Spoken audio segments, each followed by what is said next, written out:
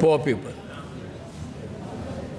ऐसा नहीं है कि जानबूझकर अभिजात वर्ग दलित और आदिवासी और ओबीसी के खिलाफ है, but they are not bothered, they are not bothered at all. अगर बॉदर्ड नहीं है, संवेदनशील नहीं है, तो एटलीस्ट कम से कम जो सिस्टम के माध्यम से, ऑल इंडिया जुडिशल सर्विसेज के माध्यम से सिस्टम में आएंगे, वो संवेदनशील होंगे. तो इसीलिए ऑल इंडिया जुडिशल सर्विसेज होना चाहिए. इकॉनमी इन द वर्ल्ड, और इंडिया में 300-350 बिलियनर्स है भाई साहब. बिलियनर्स, एक बिलियनर का मतलब जिनका जो नेट वर्थ है 7,500 करोड़ या 8,500 करोड़. एक भी दलित बिलियनर नहीं है. मिलिंद कांबले के बारे में एक अखबारों में एक न्यूज़पेपर आर्टिकल आया था. मैं उनसे खुद पूछा था कि भाई आप बिलियनर हैं?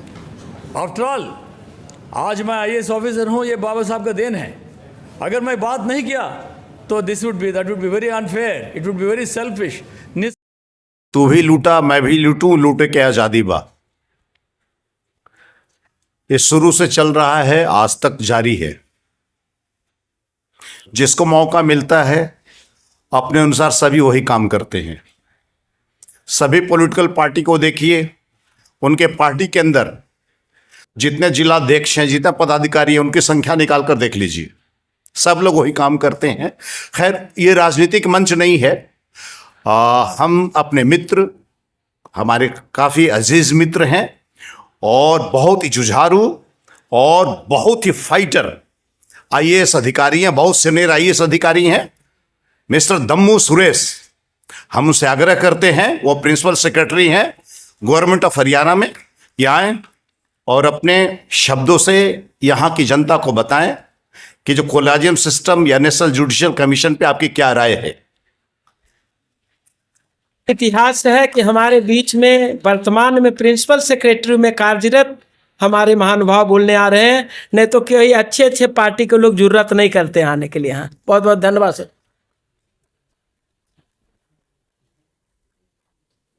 जय Bhim.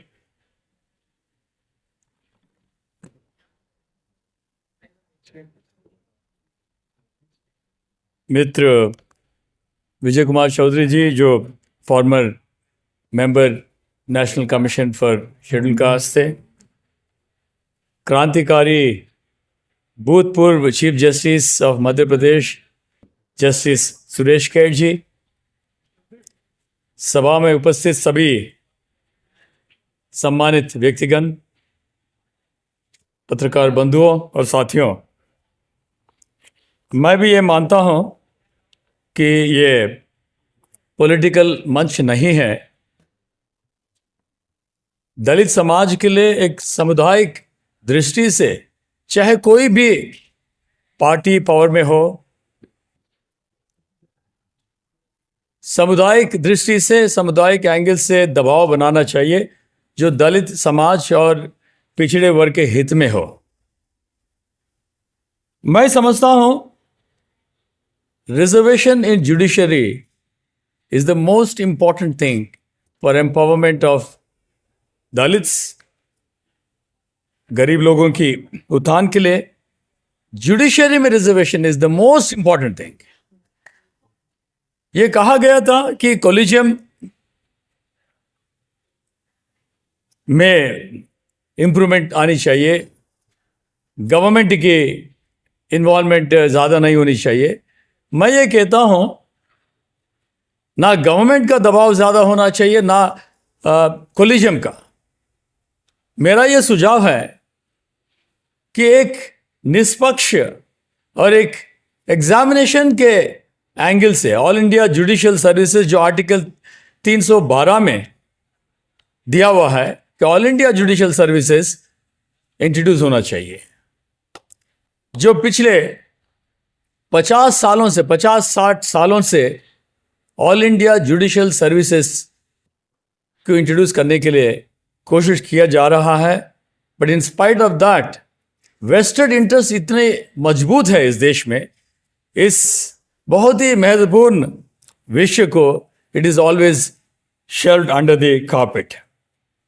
Why is all India judicial services important? आज एक सरकारी क्लर्क बनना बहुत ही मुश्किल है, बहुत मेहनत करना पड़ता है, लेकिन एक जज बनना, हाई कोर्ट जज बनना बहुत आसान है, खासतौर से अभिजात वर्ग के लोगों के लिए। नेटवर्क ही करना है, दलित समाज के लिए नहीं है, अपर कास्ट के लिए नेटवर्क ही करना है। कोई एग्जामिनेशन नहीं, कुछ नहीं है, बहुत आसान है। ये जो वेस्टेड इंटरेस्ट हैं, प्रभावशाली लोग हैं, ये नहीं चाहते हैं, जुडिशरी भी नहीं चाहती है, और कई बार गवर्नमेंट्स भी सीरियस नहीं है। लेकिन ये बहुत ही इंपॉर्टेंट है, क्योंकि हम चाहते हैं रिजर्वेशन चाहिए, लेकिन रिजर्वेशन में भी ऐसे लोग आए जो ऑल इंडिया लेवल के कंपटीशन एग्जामिनेशन में पास होके जजेस बने। मैं 31 साल पहले मैं हिंदी नहीं बोल सकता था। आज के आपके सामने मैं हिंदी में भाषण दे रहा हूं। भाषा का कई बार ये एक्सक्यूज देते हैं, हायर जुडिशरी में कहते हैं कि नहीं, इंडिया में विभिन्न प्रकार की भाषाएं हैं, कैसे all India judicial services introduce किया जा सकता है। जब IAS and IPS officers training के बाद वो भाषाएं सीख जाते हैं तो दिक्कत क्या है? ऑल इंडिया जुडिशियल सर्विसेज होना अनिवार्य है, एंड दलित एम्पावरमेंट के लिए, गरीब लोगों के लिए बहुत ही इंपॉर्टेंट है। अब देखिए, why do we need all India reservation in judiciary? 75% जो जेलों में, देश के जेलों में हैं, वो गरीब लोग हैं, ज्यादातर दलित है, एंड 74% वो इतने साल वो जो है वो जेलों में रहते हैं, उनका नंबर भी नहीं आता, फॉर ट्रायल के लिए नहीं आता, so they remain in jails. And न्याय उन्हीं लोगों को मिलता है जो बहुत ही कॉस्टली और महंगे अपर कास्ट लॉयर्स को एंगेज कर सकते हैं। लॉयर्स अवेलेबल नहीं है, अपने न्याय के लिए जो है वो कोशिश करते रहते हैं, उनको न्याय नहीं मिलता है। तो इसीलिए जुडिशरी में, खास तौर से high courts and supreme courts में रिजर्वेशन बहुत ही इंपॉर्टेंट है। रिजर्वेशन एक सहानुभूति दृष्टि से नहीं, काबिलियत से आना चाहिए जो मेंबर्स आएंगे, नॉट बिकॉज जब कभी भी शोर होता है कि दलित वर्ग, आदिवासी लोग जुडिशरी में नहीं है, तो कुछ लोगों को इंट्रोड्यूस कर देते हैं। ऐसा नहीं चाहिए। हमें एक संस्थागत, एक इंस्टीट्यूशनल मैकेनिज्म, एक रेगुलर मैकेनिज्म, जैसे यूपीएससी में, आईएएस आईपीएस में एग्जाम्स होते हैं, एवरी ईयर होते हैं, तो हर साल all India judicial services examination होना चाहिए। ऑटोमेटिकली कंपिटेंट लोग इसमें, इस सिस्टम में आ जाएं। Why is it that representation in judiciary will make it more good for the poor? अब देखिए, हाई कोर्ट्स में, सुप्रीम कोर्ट्स में, इवन इन लोअर कोर्ट्स, सारा ही सिस्टम इंग्लिश में है। The entire criminal justice system is so elitist, it's beyond the reach and beyond the capacity of the poor people. ऐसा नहीं है कि जानबूझकर अभिजात वर्ग, दलित और आदिवासी और ओबीसी के खिलाफ है, but they are not bothered. They are not bothered at all. अगर bothered नहीं है, संवेदनशील नहीं है, तो एटलीस्ट कम से कम जो सिस्टम के माध्यम से, ऑल इंडिया जुडिशियल सर्विसेज के माध्यम से सिस्टम में आएंगे, वो संवेदनशील होंगे। तो इसीलिए ऑल इंडिया जुडिशियल सर्विसेज होना चाहिए। माननीय सांसद जी कह रहे थे कि हम इस प्रकार की आवाज को एक कैंपेन की दृष्टि से पूरे देश में फैलाना चाहिए। हम पिछले 10 साल से, हमारे एक संस्था है, forum for all India judicial services, and Vijay Kumar Chaudhary के भी संस्थाएं हैं।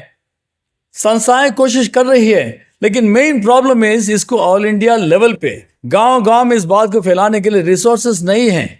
आर्थिक रिसोर्सेस में दलित समाज बहुत बहुत कमजोर है। उदाहरण के तौर पर, आज इंडिया पूरे वर्ल्ड में आर्थिक विकास के दृष्टि से तीसरे स्थान पर है। We are the third largest economy in the world.